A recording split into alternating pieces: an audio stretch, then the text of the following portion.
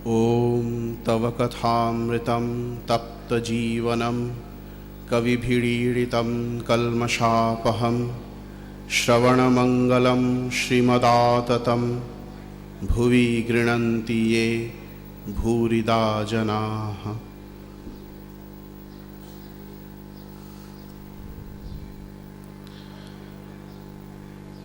আজকে ভগবান শ্রীরামকৃষ্ণ দেবের শুভ আবির্ভাব তিথি।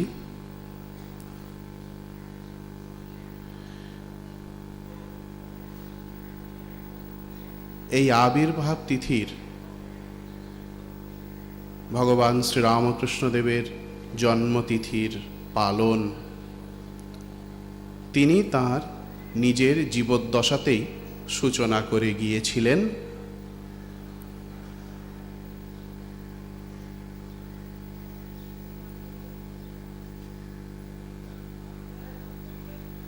শ্রীরামকৃষ্ণ দেবের আবির্ভাব ফাল্গুন শুক্লা দ্বিতীয়া, লীলা প্রসঙ্গের মতে 17 ফেব্রুয়ারি 1836। গয়াধামে পিতার স্বপ্নের কথা স্মরণ করে তিনি পরবর্তীকালে বলেছিলেন, এর ভেতর কে আছেন আমার বাপেরা জানত। গয়াতে স্বপ্ন দেখেছিলেন, রঘুবীর বলছেন আমি তোমার ছেলে হব, এর ভেতর তিনিই আছেন। নিজের জন্মপত্রিকারও কিছু পরিচয় দিয়েছিলেন, কথামৃতে তা লিপিবদ্ধ আছে। বলেছিলেন, দ্বিতীয়ার চাঁদে জন্ম, আর রবি চন্দ্র বুধ, এর ছাড়া বড় কিছু একটা নাই। তার ছিল কুম্ভ রাশি।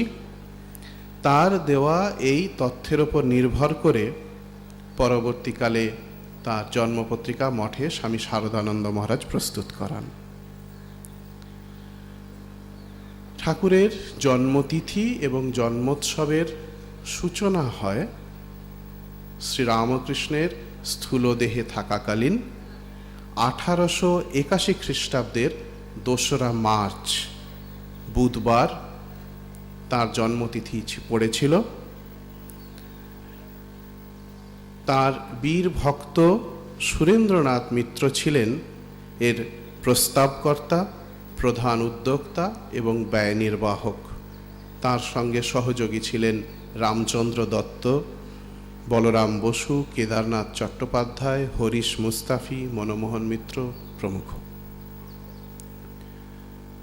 কেন এই জন্মোৎসবের সূচনা করেছিলেন শ্রীরামকৃষ্ণ? কেন তিনি নিজেই এই বিষয়ে উৎসাহ প্রকাশ করেছিলেন? শ্রীম তার কারণ বলেছিলেন শ্রীম পরবর্তীকালে, ঈশ্বর চিন্তা হবে এই জন্মোৎসবে, তাই অনুমতি দিলেন। আর এই জন্য অনুমতি দিলেন, পরে এইরূপ জন্মোৎসব করবে সকলে, তাতে ভক্তদের পরম কল্যাণ হবে। স্বামীজি বলেছিলেন, মনে কর এই যে আজ ঠাকুরের জন্মোৎসব হয়ে গেল, এর মধ্যে যারা সব এসেছে তারা ঠাকুরের বিষয়ে একবারও ভাববে। যার নামে এত লোক সমবেত হয়েছিল তিনি কে, তার নামেই বা এত লোক এলো কেন, এ কথা তাদের মনে উদয় হবে। যাদের তাও না হবে, তারা এই কীর্তন দেখতে, প্রসাদ পেতেও অন্তত বছরে একবার আসবে আর ঠাকুরের ভক্তদের দেখে যাবে। তাতে তাদের উপকার বই অপকার হবে না।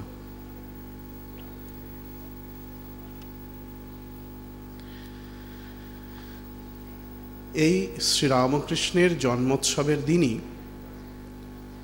শ্রী শ্রী রামকৃষ্ণ কথামৃত শ্রীমকথিত প্রথম পুস্তক আকারে প্রকাশ পেয়েছিল।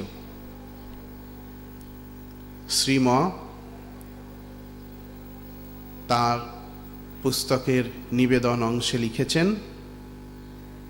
শ্রী শ্রী গুরুদেব শ্রীপাদপদ্ম ভরসা, পূজা ও নিবেদন। মা, ঠাকুরের জন্ম মহোৎসব উপস্থিত এ আনন্দের দিনে আমাদের নৈবেদ্য গ্রহণ করুন। শ্রী শ্রী রামকৃষ্ণ কথামৃত আমাদের এই নূতন নৈবেদ্য। আশীর্বাদাকাঙ্ক্ষী আপনার প্রণত অকৃতি সন্তানগণ।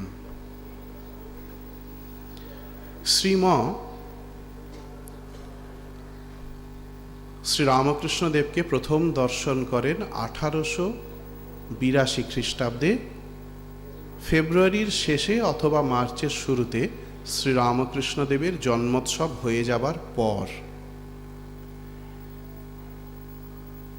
কাজেই তিনি 1881 এবং 82 সালের জন্মোৎসব দেখে যেতে পারেননি, কিন্তু তার দেখা শ্রীরামকৃষ্ণ জন্মোৎসবের প্রথম বর্ষ, যেটি তিনি প্রথম শ্রীরামকৃষ্ণ জন্মতিথি হিসেবে, জন্মোৎসব হিসেবে দেখে থাকেন, সেটি হয়েছিল 1883 খ্রিস্টাব্দের 11ই মার্চ। সেই দিনটির কথা আজ কথামৃত থেকে পাঠ করা হচ্ছে। দক্ষিণেশ্বরে ঠাকুর শ্রীরামকৃষ্ণের জন্মোৎসব। কালীবাড়িতে আজ শ্রীরামকৃষ্ণের জন্ম মহোৎসব। ফাল্গুন শুক্লা দ্বিতীয়া, রবিবার, 11ই মার্চ 1883 খ্রিস্টাব্দ। আজ ঠাকুরের অন্তরঙ্গ ভক্তগণ সাক্ষাৎ তাহাকে লইয়া জন্মোৎসব করিবেন। প্রভাত হইতে ভক্তেরা একে একে আসিয়া জুটিতেছেন। সম্মুখে মা ভবতারিণীর মন্দির।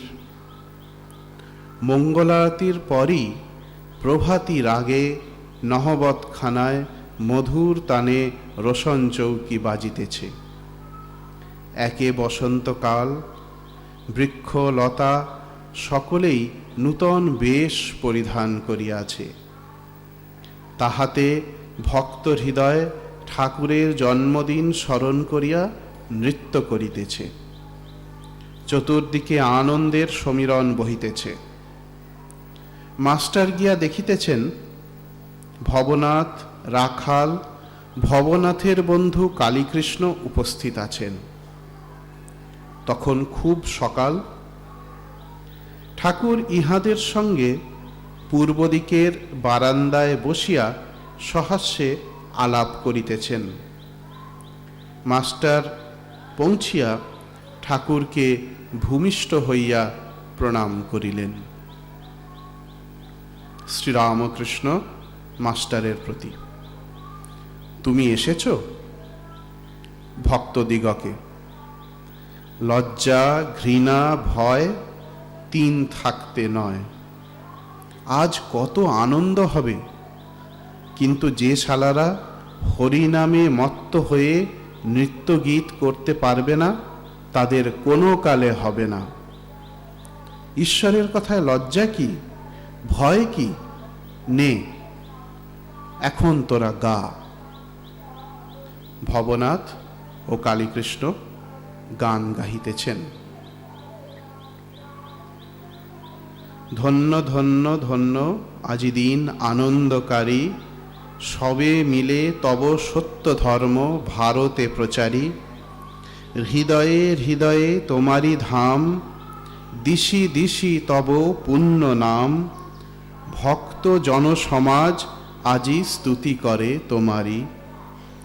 নাহি চাহি প্রভু ধন জন মান, নাহি প্রভু অন্য কাম। প্রার্থনা করে তোমারে আকুল নরনারী। তব পদে প্রভু লইনু শরণ, কি ভয় বিপদে কি ভয় মরণ। অমৃতের খনি পাইনু যখন, জয় জয় তোমারি। গানটি ব্রাহ্ম সমাজের গান, লিখেছিলেন জ্যোতিরিন্দ্রনাথ ঠাকুর। তারা ব্রাহ্মধর্ম প্রচারের উপলক্ষে, ব্রাহ্মধর্ম প্রচারকে উদ্দেশ্য করে গানটি লিখেছিলেন। কিন্তু শ্রীরামকৃষ্ণ জন্মোৎসবে এই গানটি যেন অদ্ভুতভাবে মিলে গিয়েছে, একেবারে উপযোগী গান। শ্রীরামকৃষ্ণের জন্মতিথিতে, শ্রীরামকৃষ্ণের জন্মোৎসবে তাঁরই নাম আমরা দিকে দিকে প্রচার করতে চাই। আমাদের তাকে কেন্দ্র করে তার ভাব, তার নাম, তার আদর্শ প্রচার, এটি আমাদের তার জন্মতিথির জন্মোৎসব পালনের উদ্দেশ্য। তাই যখন তারা গাইলেন, ধন্য ধন্য ধন্য আজি দিন আনন্দকারী, সবে মিলি সত্য ধর্ম ভারতে প্রচারী, ঠিক যেন আজকের দিনটির কথা বা প্রতি শ্রীরামকৃষ্ণের জন্মতিথির কথাটি এরপরে তুলে ধরে বলছেন, হৃদয়ে হৃদয়ে তোমারই ধাম, দিশি দিশি তব পুণ্য নাম, ভক্ত জনসমাজ আজি স্তুতি করে তোমারই। ঠাকুর বদ্ধাঞ্জলি হইয়া বসিয়া এক মনে গান শুনিতেছেন। গান শুনিতে শুনিতে মন একেবারে ভাব রাজ্যে চলিয়া গিয়াছে। ঠাকুরের মন শুষ্ক দিয়াশলাই, একবার ঘষিলেই উদ্দীপন। প্রাকৃত লোকের মন ভিজে দিয়াশলাইয়ের ন্যায়, যত ঘষক জলে না, কেননা মন বিষয়াসক্ত। ঠাকুর অনেকক্ষণ ধ্যানে নিমগ্ন। কিয়ৎক্ষণ পরে কালীকৃষ্ণ ভবনাথের কানে কি বলিতেছেন।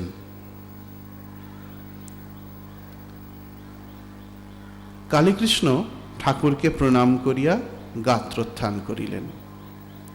ঠাকুর বিস্ময়াবিষ্ট হইয়া জিজ্ঞাসা করিলেন, কোথায় যাবে? ভবনাথ, আগে একটু প্রয়োজন আছে, তাই যাবে। শ্রীরামকৃষ্ণ, কি দরকার? ভবনাথ, আজ্ঞা শ্রমজীবীদের শিক্ষালয়ে, বরানগর ওয়ার্কিং ম্যানস ইনস্টিটিউটে যাবে। কালীকৃষ্ণের প্রস্থান। শ্রীরামকৃষ্ণ, ওর কপালে নাই। আজ কত হরিনাম হবে, কত আনন্দ হবে, দেখো তো, ওর কপালে নাই। ঠাকুর এই চলে যাওয়াটা পছন্দ করলেন না, বললেন, আজ হরিনামে কত আনন্দ হবে, ওর কপালে নাই। কালীকৃষ্ণ যেখানে যাচ্ছেন সেটি সৎকাজের জন্য, কিন্তু সৎকাজের জন্য হলেও ভগবানকে ঘিরে আনন্দের তুলনায় সেটি গৌণ। তাই শ্রীরামকৃষ্ণ আক্ষেপ করছেন তার জন্য। চতুর্থ পরিচ্ছেদ, জন্মোৎসবে ভক্ত সঙ্গে সন্ন্যাসীর কঠিন নিয়ম। বেলা প্রায় 8:30 বা 9টা। ঠাকুর আজ অবগাহন করিয়া গঙ্গায় স্নান করিলেন না, শরীর তত ভালো নয়। তাহার স্নান করিবার জল ওই পূর্বোক্ত বারান্দায় কলসি করিয়া আনা হইল। ঠাকুর স্নান করিতেছেন, ভক্তেরা স্নান করাইয়া দিলেন। ঠাকুর স্নান করিতে করিতে বলিলেন, 1 ঘটি জল আলাদা রেখে দে।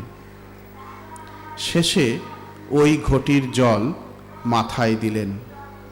ঠাকুর শ্রীরামকৃষ্ণ আজ বড় সাবধান, 1 ঘটির জলের বেশি মাথায় দিলেন না। কেন এই সাবধানতা? শ্রীরামকৃষ্ণ জানতেন যে শ্রীরামকৃষ্ণ তার শরীর, শ্রীরামকৃষ্ণ রূপী যে শরীর, সেই যন্ত্রের মাধ্যমে সাক্ষাৎ জগদম্বা লোককল্যাণ করবেন। তাই তিনি তার শরীরকে এত যত্ন করে, এত ভালোবেসে রক্ষা করে চলেছেন। স্নানান্তে মধুর কণ্ঠে ভগবানের নাম করিতেছেন। শুদ্ধ বস্ত্র পরিধান করিয়া দুই একটি ভক্ত সঙ্গে দক্ষিণাস্য হইয়া কালীবাড়ির পাকা উঠানের মধ্য দিয়া মা কালীর মন্দিরের অভিমুখে যাইতেছেন। মুখে অবিরত নাম উচ্চারণ করিতেছেন। দৃষ্টি ফেলে ডিমে যখন তা দেয় পাখির দৃষ্টি যেরূপ হয়। মা কালীর মন্দিরে গিয়া প্রণাম ও পূজা করিলেন। পূজার নিয়ম নাই। গন্ধপুষ্প কখনো মায়ের চরণে দিতেছেন, কখনো বা নিজের মস্তকে ধারণ করিতেছেন। অবশেষে মায়ের নির্মাল্য মস্তকে ধারণ করিয়া ভবনাথকে বলিতেছেন, ডাব নেড়ে, মায়ের প্রসাদী ডাব। আবার পাকা উঠানের পথ দিয়া নিজের ঘরের দিকে আসিতেছেন, সঙ্গে মাস্টার ও ভবনাথ। রাস্তার ডান দিকে শ্রী শ্রী রাধাকান্তের মন্দির, ঠাকুর বলিতেন বিষ্ণু ঘর। এই যুগল রূপ দর্শন করিয়া ভূমিষ্ঠ হইয়া প্রণাম করিলেন। আবার বাম পার্শ্বে দ্বাদশ শিব মন্দির, সদাশিবকে উদ্দেশ্য করিয়া প্রণাম করিতে লাগিলেন। ঠাকুর এইবার ঘরে আসিয়া পৌঁছিলেন। দেখিলেন আরও ভক্তের সমাগম হইয়াছে। রাম, নিত্যগোপাল, কেদার চাটুর্যে ইত্যাদি অনেকে আসিয়াছেন। তাহারা সকলে তাহাকে ভূমিষ্ঠ হইয়া প্রণাম করিলেন।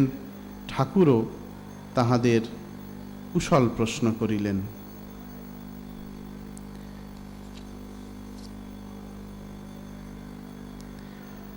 ঠাকুরের জন্মোৎসবে এই জন্মতিথির দিন মাস্টারমশাই যে কজন ভক্তের নাম উল্লেখ করেছেন, ভবনাথ হচ্ছেন শ্রীরামকৃষ্ণের যুবক ভক্ত ভবনাথ চট্টোপাধ্যায়। স্বামীজির বন্ধু ছিলেন। শ্রীরামকৃষ্ণ তাকে খুব স্নেহ করতেন। তার সঙ্গে ছিলেন রাখাল, পরবর্তীকালে স্বামী ব্রহ্মানন্দজি মহারাজ। এছাড়া রাম অর্থাৎ রামচন্দ্র দত্ত, শ্রীরামকৃষ্ণের বীর ভক্ত। নিত্যগোপাল বসু পরবর্তীকালে নিত্যগোপাল অবধূত নামে খ্যাতি লাভ করেছিলেন। কেদার চাটুর্যে, কেদারনাথ চট্টোপাধ্যায় শ্রীরামকৃষ্ণের অন্যতম গৃহী ভক্ত। ঠাকুর নিত্যগোপালকে দেখিয়া বলিতেছেন, তুই কিছু খাবি? ভক্তটির তখন বালক ভাব। তিনি বিবাহ করেন নাই, বয়স 23-24 হবে। সর্বদাই ভাব রাজ্যে বাস করেন। ঠাকুরের কাছে কখনো একাকী, কখনো রামের সঙ্গে প্রায় আসেন। ঠাকুর শ্রীরামকৃষ্ণ তাহার ভাবাবস্থা দেখিয়া তাহাকে স্নেহ করেন। তাহার পরমহংস অবস্থা, একথা ঠাকুর মাঝে মাঝে বলেন।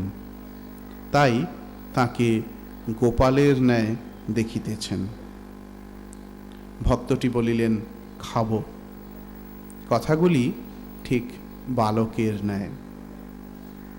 নিত্যগোপালকে উপদেশ, ত্যাগীর নারী সঙ্গ একেবারে নিষেধ। খাওয়ার পর ঠাকুর গঙ্গার উপর ঘরের পশ্চিম ধারে গোল বারান্দাটিতে তাকে লইয়া চলিলেন ও তাহার সহিত আলাপ করিতে লাগিলেন। একটি স্ত্রীলোক পরম ভক্ত, বয়স 31-32 হইবে। ঠাকুর শ্রীরামকৃষ্ণের কাছে প্রায় আসেন ও তাহাকে সাতিশয় ভক্তি করেন। সেই স্ত্রীলোকটিও ওই ভক্তটির অদ্ভুত ভাবাবস্থা দেখিয়া তাহাকে সন্তানের ন্যায় স্নেহ করেন ও তাহাকে প্রায় নিজের আলয়ে লইয়া যান। শ্রীরামকৃষ্ণ ভক্তটির প্রতি সেখানে কি তুই যাস? নিত্যগোপাল বালকের ন্যায়, হাঁ যাই, নিয়ে যায়। শ্রীরামকৃষ্ণ, ওরে সাধু, সাবধান, এক আধবার যাবি, বেশি যাস নে, পড়ে যাবি। কামিনী কাঞ্চনী মায়া, সাধুর মেয়ে মানুষ থেকে অনেক দূরে থাকতে হয়। ওখানে সকলে ডুবে যায়, ওখানে ব্রহ্মা বিষ্ণু পড়ে খাচ্ছে খাবি।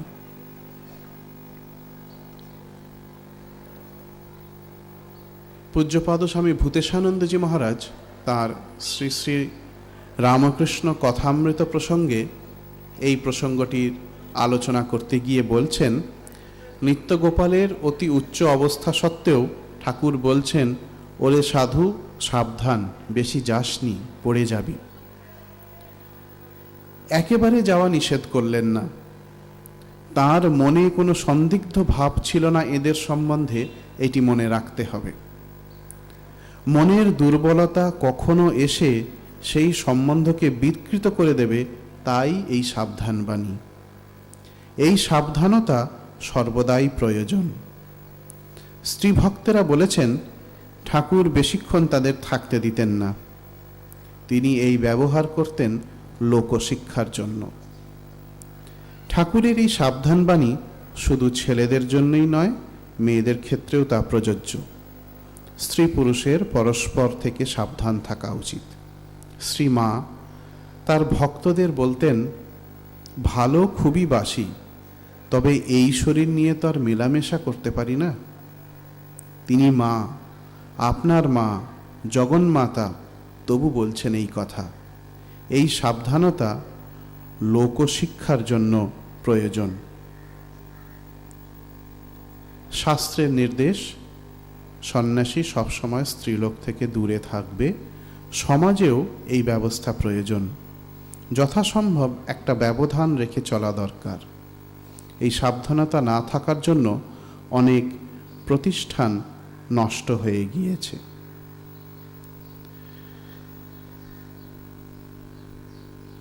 কথামৃতকার সমস্ত শুনলেন,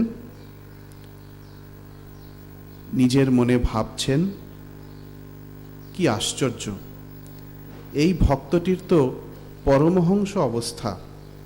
ঠাকুর মাঝে মাঝে বলেন, এমন উচ্চ অবস্থা সত্ত্বেও ইহার বিপদের সম্ভাবনা। সাধুর পক্ষে ঠাকুর কি কঠিন নিয়মই করিলেন। মেয়েদের সঙ্গে মাখামাখি করিলে সাধুর পতন হইবার সম্ভাবনা। এই উচ্চ আদর্শ না থাকিলে জীবের উদ্ধারই বা কিরূপে হইবে। স্ত্রীলোকটি তো ভক্তিমতী, তবুও ভয়। এখন বুঝিলাম শ্রী চৈতন্য ছোট হরিদাসের ওপর কেন অত কঠিন শাসন করিয়াছিলেন। মহাপ্রভুর বারণ সত্ত্বেও হরিদাস একজন ভক্ত বিধবার সহিত আলাপ করিয়াছিলেন, কিন্তু হরিদাস যে সন্ন্যাসী, তাই মহাপ্রভু তাকে ত্যাগ করিলেন। কি শাসন! সন্ন্যাসীর কি কঠিন নিয়ম! আর এ ভক্তটির ঠাকুর শ্রীরামকৃষ্ণের কি ভালোবাসা! পাছে উত্তরকালে তাহার কোনো বিপদ হয়, তাড়াতাড়ি পূর্ব হইতেই সাবধান করিতেছেন। ভক্তেরা অবাক। সাধু সাবধান, ভক্তেরা এই মেঘ গম্ভীর ধ্বনি শুনিতেছেন। পঞ্চম পরিচ্ছেদ, সাকার নিরাকার।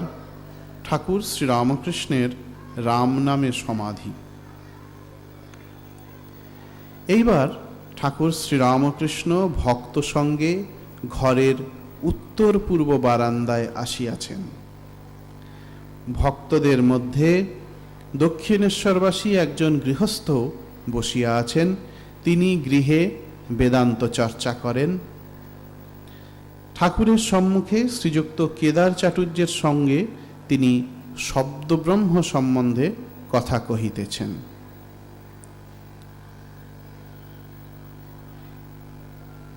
দক্ষিণেশ্বরবাসী। এই অনাহত শব্দ সর্বদা অন্তরে বাহিরে হচ্ছে। শ্রীরামকৃষ্ণ, শুধু শব্দ হলে তো হবে না, শব্দের প্রতিপাদ্য একটি আছে। তোমার নামে কি শুধু আমার আনন্দ হয়? তোমায় না দেখলে 16 আনা আনন্দ হয় না। দক্ষিণেশ্বর নিবাসী, ওই শব্দই ব্রহ্ম, ওই অনাহত শব্দ। সাধারণত দুটি বস্তুর পরস্পর আঘাত থেকে যা উৎপন্ন হয় সেটিকে আমরা শব্দ বলি। যেমন দুই হাতে তালি দিলে শব্দ হয়, এমনকি হাওয়াতে লাঠি ঘোরালে লাঠি এবং হাওয়ার সংস্পর্শে যে আঘাত হয় তার ফলে শব্দ উৎপন্ন হয়। কিন্তু শাস্ত্রে বলেন একটি অনাহত অর্থাৎ পরস্পর দুটি বস্তুর আঘাতজনিত কোনো কারণ না থেকেও একটি অনাদি ধ্বনি উৎপন্ন হয়, সেইটি ওঙ্কারের স্বরূপ। সেইটি সাধকেরা শুনতে পান বলে আমাদের শাস্ত্রে বলা হয়েছে। ঋষিদের এটি মত। তারা বলতেন জগৎ বৈচিত্র্য তারা স্থূল রূপে মানেন না, তারা জগৎ কারণ রূপ শব্দকে, এই অনাহত শব্দকে, যেটি যার প্রতিপাদ্য ওঙ্কার, সেইটিকে তারা স্বীকার করতেন। শ্রীরামকৃষ্ণ কেদারের প্রতি, ওহ বুঝেছ, এর ঋষিদের মত। ঋষিরা রামচন্দ্রকে বললেন, হে রাম, আমরা জানি তুমি দশরথের বেটা। ভরদ্বাজাদের ঋষিরা তোমায় অবতার জেনে পূজা করুন, আমরা অখণ্ড সচ্চিদানন্দকে চাই। রাম এই কথা শুনে হেসে চলে গেলেন। কেদার, ঋষিরা রামকে অবতার জানেন নাই, ঋষিরা বোকা ছিলেন। শ্রীরামকৃষ্ণ গম্ভীরভাবে, আপনি এমন কথা বলো না। যার যেমন রুচি, আবার যার পেটে যা সয়। একটা মাছ এনে মা ছেলেদের নানা রকম খাওয়ান, কারুকে পোলাও করে দেন, কিন্তু সকলের পেটে পোলাও সয় না, তাই তাদের মাছের ঝোল করে দেন। যার পেটে যা সয়। কেউ আবার মাছ ভাজা, মাছের অম্বল ভালোবাসে। সকলের হাস্য। যার যা রুচি। ঋষিরা জ্ঞানী ছিলেন, তাই তারা অখণ্ড সচ্চিদানন্দকে চাইতেন। আবার ভক্তেরা অবতারকে চান ভক্তি আস্বাদন করার জন্য। তাকে দর্শন করলে মনের অন্ধকার দূরে যায়। পুরাণে আছে, রামচন্দ্র যখন সভাতে এলেন তখন সভায় শত সূর্য যেন উদয় হলো। তবে সভাসদ লোকেরা পুড়ে গেল না কেন? তার উত্তর, তাঁর জ্যোতি জড় জ্যোতি নয়, সভাস্থ সকলের হৃৎপদ্ম প্রস্ফুটিত হল। সূর্য উঠলে পদ্ম প্রস্ফুটিত হয়। ঠাকুর শ্রীরামকৃষ্ণ দাঁড়াইয়া ভক্তদের কাছে এই কথা বলিতেছেন। বলিতে বলিতেই একেবারে বাহ্যরাজ্য ছাড়িয়া মন অন্তর্মুখ হইল, হৃৎপদ্ম প্রস্ফুটিত হইল। এই কথাটি উচ্চারণ করিতে না করিতে ঠাকুর একেবারে সমাধিস্থ। ঠাকুর সমাধি মন্দিরে ভগবান দর্শন করিয়া শ্রীরামকৃষ্ণের হৃৎপদ্ম কি প্রস্ফুটিত হইল? সেই একভাবে দণ্ডায়মান, কিন্তু বাহ্য শূন্য চিত্রার্পিতের ন্যায়। শ্রীমুখ উজ্জ্বল ও সহাস্য। ভক্তেরা কেহ দাঁড়াইয়া, কেহ বসিয়া অবাক। এক দৃষ্টে এই অদ্ভুত প্রেম রাজ্যের ছবি এই অদৃষ্টপূর্ব সমাধিচিত্র সন্দর্শন করিতেছেন। অনেকক্ষণ পর সমাধি ভঙ্গ হইল। ঠাকুর দীর্ঘ নিঃশ্বাস ফেলিয়া রাম এই নাম বারবার উচ্চারণ করিতেছেন। নামের বর্ণে বর্ণে যেন অমৃত ঝরিতেছে। পথিকার বলেছেন, ঠাকুর যখন রাম নাম করতেন তখন যে মধুর স্বরে আর যে আন্তরিকভাবে করতেন যেন মধু বর্ষণ হতো। পথিকার বলেছেন, যে কানে একবার ঠাকুরের রাম নাম শুনেছেন তার কাছে আর অন্য কোনো স্বর মিষ্টি লাগতো না। সেই রাম নাম করতে করতে শ্রীরামকৃষ্ণের সমাধি ভঙ্গ হলো। ঠাকুর বসলেন। ভক্তেরা চতুর্দিকে বসিয়া এক দৃষ্টে দেখিতেছেন।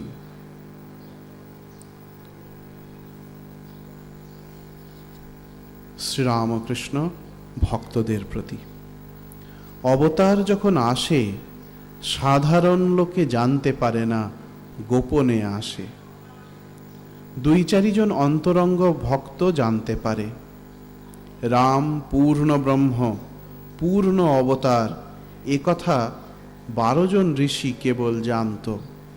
অন্যান্য ঋষিরা বলেছিল, হে রাম, আমরা তোমাকে দশরথের বেটা বলে জানি। অখণ্ড সচ্চিদানন্দকে কি সকলে ধরতে পারে? কিন্তু নিত্যে উঠে যে বিলাসের জন্য লীলায় থাকে তারই পাকা ভক্তি। বিলাতে কুইনকে দেখে এলে পর তখন কুইনের কথা, কুইনের কার্য এ সকল বর্ণনা করা চলতে পারে। কুইনের কথা তখন ঠিক ঠিক বলা হয়। ভরদ্বাজাদি ঋষি রামকে স্তব করেছিলেন আর বলেছিলেন, হে রাম, তুমি সেই অখণ্ড সচ্চিদানন্দ, তুমি আমাদের কাছে মানুষ রূপে অবতীর্ণ হয়েছ। বস্তুত তুমি তোমার মায়া আশ্রয় করেছ বলে তোমাকে মানুষের মতো দেখাচ্ছে। ভরদ্বাজাদি ঋষি রামের পরম ভক্ত, তাঁদের ভক্তি পাকা ভক্তি। গীতায় শ্রীকৃষ্ণ বলেছেন, আমাকে সকলে জানতে পারে না। আমি যোগমায়া আশ্রয় করে লীলা করে থাকি। তবে কারা তাকে জানতে পারেন? তার উত্তরে বলছেন, শ্রী ভগবান যাদের কাছে নিজের স্বরূপ প্রকাশ করে দেন, তার অবতার যখন তার স্বরূপ ভক্তদের কাছে উন্মোচন করেন, তখনই একমাত্র ভক্তেরা তাকে চিনতে পারে। কাজেই জ্ঞানী ঋষিরা যে শ্রীরামচন্দ্রকে অবতার বলে, অখণ্ড সচ্চিদানন্দ স্বরূপ বলে চিনতে পারেননি, সে দোষ ঋষিদের নয়। তাদের জ্ঞানমার্গীর সাধক তারা, তাদের জ্ঞানের ভাব, তাই রামচন্দ্র তাদের ভাব নষ্ট করলেন না। শ্রীরামকৃষ্ণ বলতেন, ভক্তের জন্য অবতার, জ্ঞানীর জন্য নয়। জ্ঞানী তো পূর্ণ হয়েই আছে। ভক্তরা যারা অখণ্ড সচ্চিদানন্দের নরলীলাটি ভালোবাসেন, তাদের কাছে শ্রী ভগবান নিজের স্বরূপ প্রকাশ করেন। ভক্তদের কাছেই অবতার লীলাটি বড় মধুর। ভক্তিশাস্ত্রে আছে, কৃষ্ণের যতেক লীলা সর্বোত্তম, কৃষ্ণের যতেক খেলা সর্বোত্তম নরলীলা, নরবপু তাহার স্বরূপ। এটি ভক্তের মত। কিন্তু জ্ঞানী বলেন, অখণ্ড সচ্চিদানন্দ তিনিই একমাত্র উপাস্য, তিনিই একমাত্র ধ্যেয়। আমরা চিন্তা করতে পারি না কিভাবে সেই অখণ্ড সচ্চিদানন্দ পূর্ণ ব্রহ্ম ভগবান তিনি কিভাবে 14 পোয়া মানুষ হয়ে আসতে পারেন। এটি অচিন্ত লীলা শক্তি। এটি বোঝা, বুদ্ধি দিয়ে বোঝা কঠিন। এইটি শ্রী ভগবানের লীলা যে তিনি অখণ্ড সচ্চিদানন্দ হয়েও মানুষের জন্য, তাকে প্রেম ভক্তি শেখাবার জন্য মানুষ হয়ে নরলীলা করতে আসেন এবং তিনি তার চিহ্নিত ভক্তদের কাছেই তার স্বরূপটি প্রকাশ করেন।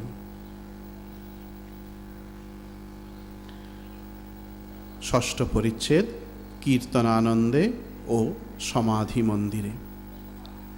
ভক্তেরা এই অবতার তত্ত্ব অবাক হইয়া শুনিতেছেন। কেহ কেহ ভাবিতেছেন, কি আশ্চর্য! বেদোক্ত অখণ্ড সচ্চিদানন্দ, যাহাকে বেদে বাক্য মনের অতীত বলিয়াছে, সেই পুরুষ আমাদের সামনে 14 পোয়া মানুষ হইয়া আসেন। ঠাকুর যেকালে বলিতেছেন সেকালে অবশ্যই হইবে। যদি তাহা না হইত, তাহা হইলে রাম রাম করিয়া এই মহাপুরুষের কেন সমাধি হইবে? নিশ্চয়ই ইনি হৃৎপদ্মে রামরূপ দর্শন করিতেছিলেন। দেখিতে দেখিতে কোন নগর হইতে ভক্তেরা খোল করতাল লইয়া সংকীর্তন করিতে করিতে বাগানে আসিয়া উপস্থিত। মনমোহন, নবাই ও অন্যান্য অনেকে নাম সংকীর্তন করিতে করিতে ঠাকুরের কাছে সেই উত্তর পূর্ব বারান্দায় উপস্থিত।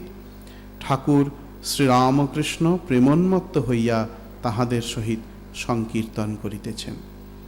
শ্রীরামকৃষ্ণের জন্মোৎসবে প্রতি বছর 1881 থেকে নিয়ে 1885 পর্যন্ত কোন্নগরের একটি ভক্ত গোষ্ঠী, তার মধ্যে নেতৃস্থানীয় ছিলেন নবাই চৈতন্য বা নবচৈতন্য মিত্র এবং মনমোহন মিত্র। তারা একটি কীর্তনের দল নিয়ে এসে উপস্থিত হতেন এবং শ্রীরামকৃষ্ণকে বেষ্টন করে কীর্তন করতেন। বিশেষ করে একটি গান তারা প্রতি বছরই করতেন, সুরধুনি তীরে হরি বলে কেরে, প্রেমদাতা নিতাই এসেছে, তা নিতাই নইলে প্রাণ জুড়াবে কিসে, নিতাই নইলে দয়াল নইলে। এই গানটি তারা প্রত্যেক বছর বিশেষ করে শ্রীরামকৃষ্ণকে ঘিরে করতেন এবং এই গানটি শুনতে শুনতে শ্রীরামকৃষ্ণ প্রতিবারই ভাবস্থ হয়ে পড়তেন। নৃত্য করিতে করিতে মাঝে মাঝে সমাধি, তখন আবার সংকীর্তন মধ্যে চিত্রার্পিতের ন্যায় দাঁড়াইয়া আছেন। সেই অবস্থায় ভক্তেরা তাহাকে পুষ্পমাল্য দিয়া সাজাইলেন, বড় বড় গোড়ে মালা। ভক্তেরা দেখিতেছেন যেন শ্রী গৌরাঙ্গ সম্মুখে দাঁড়াইয়া গভীর ভাব সমাধি নিমগ্ন। প্রভুর কখনো অন্তর্দশা, কখনো জড়বৎ চিত্রার্পিতের ন্যায় বাহ্যশূন্য হইয়া পড়েন, কখনো বা অর্ধবাহ্য দশা, তখন প্রেমাবিষ্ট হইয়া নৃত্য করিতে থাকেন, কখনো বা শ্রী গৌরাঙ্গের ন্যায় বাহ্য দশা, তখন ভক্ত সঙ্গে সংকীর্তন করেন। শ্রী চৈতন্যদেবের 3টি দশার সঙ্গে শ্রীরামকৃষ্ণের দশাগুলি কথামৃতকার মিলিয়েছেন। তারপর বলছেন, ঠাকুর সমাধিস্থ, দাঁড়াইয়া, গলায় মালা, পাছে পড়িয়া যান ভাবিয়া একজন ভক্ত তাহাকে ধরিয়া আছেন। চতুর্দিকে ভক্তেরা দাঁড়াইয়া খোল করতাল লইয়া কীর্তন করিতেছেন। ঠাকুরের দৃষ্টি স্থির, চন্দ্রবদন প্রেমানুরঞ্জিত, ঠাকুর পশ্চিমাস্য। এই আনন্দমূর্তি ভক্তেরা অনেকক্ষণ ধরিয়া দেখিতে লাগিলেন। সমাধি ভঙ্গ হইল, বেলা হইয়াছে, কিয়ৎক্ষণ পরে কীর্তনও থামিল। ভক্তেরা ঠাকুরকে আহার করাইবার জন্য ব্যস্ত হইলেন। ঠাকুর কিয়ৎকাল বিশ্রাম করিয়া নববস্ত্র পীতাম্বর পরিধান করিয়া ছোট খাটটিতে বসিলেন।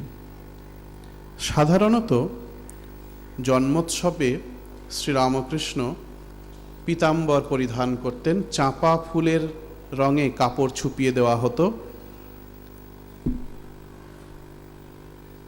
রামচন্দ্র দত্তের গৃহিণী কৃষ্ণপ্রেয়সী দেবী সাধারণত তাঁকে হলুদ রঙে কাপড় ছুপিয়ে দিতেন।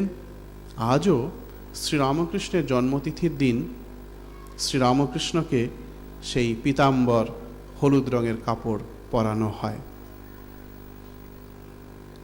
পীতাম্বরধারী সে আনন্দময় মহাপুরুষের জ্যোতির্ময় ভক্তচিত্ত বিনোদন রূপ ভক্তেরা দর্শন করিতেছেন। সেই দেবদুর্লভ পবিত্র মোহন মূর্তি দর্শন করিয়া নয়নের তৃপ্তি হইল না, ইচ্ছা হয় আরও দেখি, সেই রূপসাগরে মগ্ন হই। ভক্তেরা ঠাকুর আহারে বসিলেন, ভক্তেরাও আনন্দে প্রসাদ পাইলেন।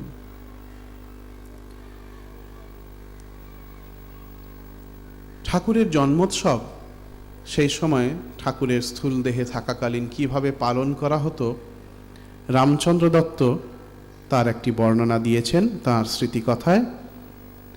জন্মোৎসবের দিন পরমহংসদেবের ভক্ত ও অন্যান্য যে কোনো ব্যক্তি তাহাকে শ্রদ্ধা করিতেন, তাহাদের প্রত্যেক ব্যক্তিকে নিমন্ত্রণ করা হইত। নিমন্ত্রিত ব্যক্তি ব্যতীত কত রকম ভক্ত আসিয়া উপস্থিত হইতেন। প্রাতঃকাল হইতে ভক্তদিগের সমাগম হইত। ত্রৈলোক্যবাবু এবং তাহার কর্মচারীরা এ বিষয়ে বিশেষ সহায়তা করিতেন। যে সকল ব্যক্তিরা তথায় গমন করিতেন, তাহারা এই উপলক্ষ ব্যতীত কস্মিনকালে সেই প্রদেশে যাইতেন কিনা সন্দেহ। 10টার পরে পরমহংসদেব স্নানাদি করিতেন, পরে কীর্তন আরম্ভ হইত। পরমহংসদেব মধ্যে মধ্যে আখর দিয়া গানটিকে মাতাইয়া আপনি মাতিয়া উঠিতেন, ভক্তেরাও বিহ্বল হইতেন। পরমহংসদেবের এই অবস্থায় জ্ঞান থাকিত না। সেই সময়ে তাহাকে মনের সাধে সাজানো হইত। জনৈক ভক্ত তাহার বস্ত্রখানি চাঁপা ফুলের রং করিয়া দিতেন। গৌরীমা পুষ্পের মালা ও চন্দন আনিয়া দিতেন। যখন সেই মালা গলদেশে শোভা পাইত, তখন শ্বেত চন্দনের বিন্দু সকল চরণ এবং ললাটে প্রকাশিত হইত। তখন তাহাকে দর্শন করিয়া নয়নের আকাঙ্ক্ষা মিটিত না। এইভাবে শ্রীরামকৃষ্ণ দেবের জন্মোৎসব পালিত হয়েছিল 1882 খ্রিস্টাব্দে, 1883 খ্রিস্টাব্দে, যেটি কথামৃতকার শ্রীমর দেখা প্রথম শ্রীরামকৃষ্ণ জন্মোৎসব। ওম নিরঞ্জনম নিত্যম অনন্তরূপম ভক্তানুকম্পাধৃতবিগ্রহম বৈ ঈশাবতারম পরমেশমিড্যম তং রামকৃষ্ণম শিরসা নমামः।